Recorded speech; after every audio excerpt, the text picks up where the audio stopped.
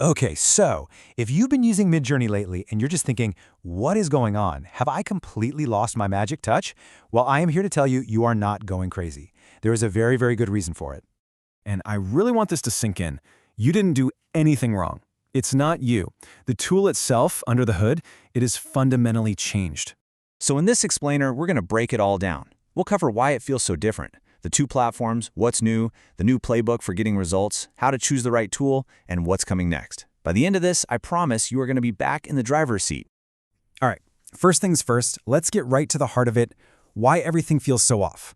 This is not some minor patch. It is a fundamental shift in how Midjourney actually thinks. And here is the absolute kicker. Midjourney themselves are calling V8.1 an entirely new model. So what does that mean for you? It means all those workflows, all those little prompting tricks you spent months perfecting in version 7, yeah, you kind of have to throw them out the window. Think of it less like an update and more like learning a brand new, way more powerful tool from scratch. So the absolute best way to wrap your head around this is to realize we don't just have one Midjourney anymore. We have two, and they're built for different jobs, and they even live on different platforms. And this separation is crystal clear. On one side, you've got the classic V7 on Discord. It's what you know, and it's great with those short, snappy prompts, maybe 10, 20 words. On the other side, you've got this new kid on the block, V8.1 Alpha, which lives on the new website, alpha.midjourney.com. It's a completely different beast. It wants long, descriptive prompts. We're talking 40 words or more. Even the modes have changed. Say goodbye to draft and relax for now. On the new site, it's all about standard and HD. Now, I know that sounds like a lot of change, but here's where it gets really, really exciting.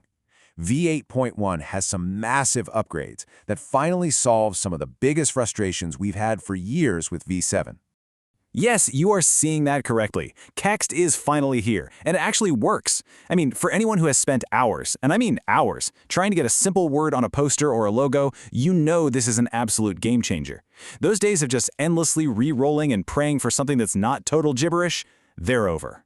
And using it is pretty straightforward. Just put the words you want inside quotation marks. But here's the pro tip. Don't stop there. Go ahead and describe the font, the size, where you want it to go. Because V8.1 is so much better at understanding the entire prompt, it will actually listen to you. Okay, the next huge leap forward is brand consistency. If you've ever wrestled with trying to maintain a specific look and feel across dozens of images, you know the pain. Well, in V8.1, this whole process is now, and I'm quoting here, super stable. So here's your new toolkit for that. First off, your personalization profile. That's the taste Midjourney learns from all the images you rate. That carries right over from V7. So keep rating images to train it. Then, you combine that with something called a style reference, or SREF. Think of it like a visual mood board for your brand. And finally, you lock it all in by setting the stylized parameter to 1,000. That combination is so powerful for locking in your visual identity. All right, let's put this all together into a new, smarter workflow. This is all about getting better results, faster, and without burning through all your precious credits. First up, let's talk about the cost. In the previous V8.0, that high-quality HD mode was so expensive that most of us just didn't use it. Well, in V8.1, it's now 3 times cheaper. And it's not just cheaper, it's also 3 times faster. This completely changes the calculation. HD mode is no longer some luxury, it's the new default for your high-quality work. So this leads us to the new playbook, and it's so simple. Step 1. Do all your exploring and iterating in the fast, cost-effective standard mode. Step 2. Once you find an image you absolutely love, you pick that one. And step 3, you just hit Run as HD to upgrade only that single image. Explore first, commit second. It is the smartest way to work. Now, this part is crucial. The prompting rules have changed. You need to go longer. Think 40 to 60 words. Don't be shy. Use the -raw parameter if you're aiming for more photorealism, and let your trained profile and your style references handle the artistic direction.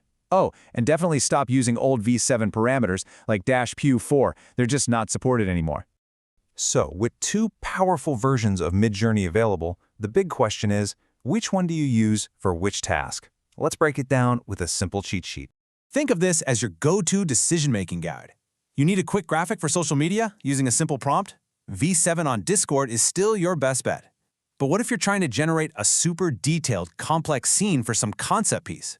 Well, That's where V8.1's deeper understanding really shines.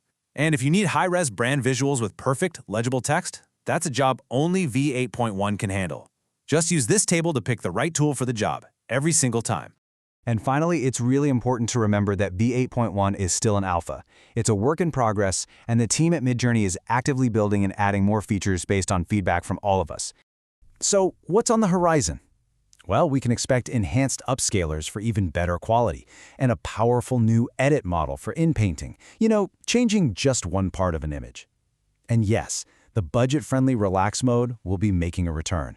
The tool is constantly evolving, so what we see today is just the beginning for the entire V8 model family. And with that, the confusion is over. The frustration can end.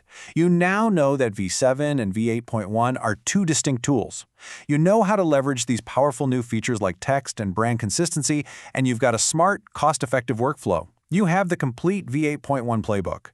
The only question left is, what will you create first?